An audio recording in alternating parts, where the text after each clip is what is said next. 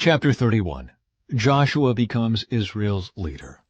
When Moses had finished giving these instructions to all the people of Israel, he said, I am now 120 years old, and I am no longer able to lead you.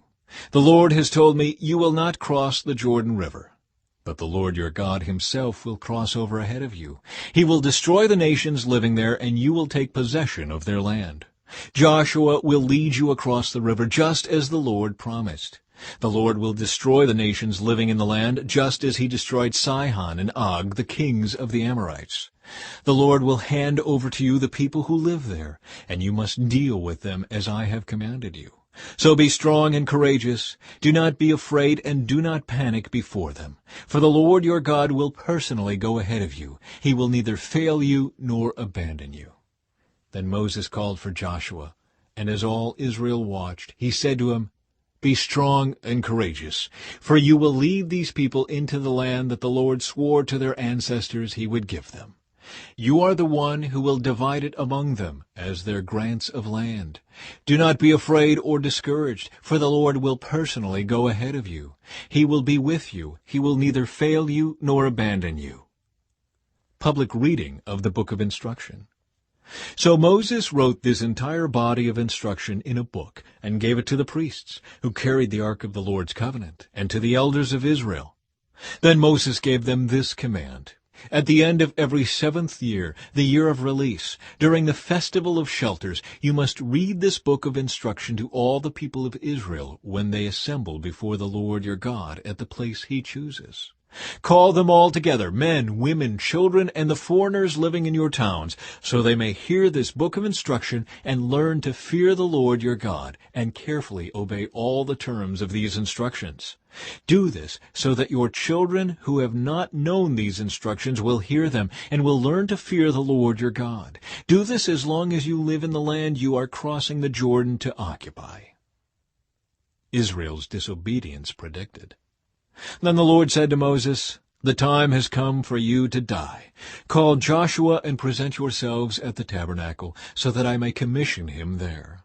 So Moses and Joshua went and presented themselves at the tabernacle, and the Lord appeared to them in a pillar of cloud that stood at the entrance to the sacred tent.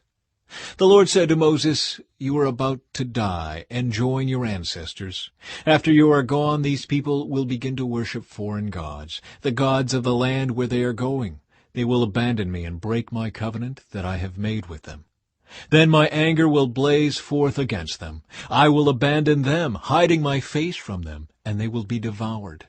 Terrible trouble will come down on them, and on that day they will say, These disasters have come down on us because God is no longer among us. At that time I will hide my face from them on account of all the evil they commit by worshiping other gods. So write down the words of this song and teach it to the people of Israel.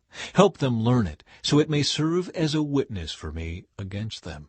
For I will bring them into the land I swore to give their ancestors, a land flowing with milk and honey. There they will become prosperous, eat all the food they want, and become fat. But they will begin to worship other gods. They will despise me and break my covenant.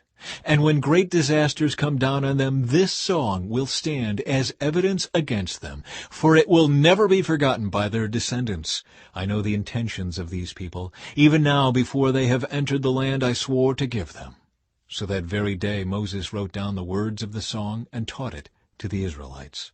Then the Lord commissioned Joshua, son of Nun, with these words, Be strong and courageous, for you must bring the people of Israel into the land I swore to give them. I will be with you. When Moses had finished writing this entire body of instruction in a book, he gave this command to the Levites, who carried the ark of the Lord's covenant. Take this book of instruction and place it beside the ark of the covenant of the Lord your God, so it may remain there as a witness against the people of Israel. For I know how rebellious and stubborn you are. Even now, while I am still alive and am here with you, you have rebelled against the Lord. How much more rebellious will you be after my death? Now summon all the elders and officials of your tribes, so that I can speak to them directly and call heaven and earth to witness against them. I know that after my death you will become utterly corrupt and will turn from the way I have commanded you to follow.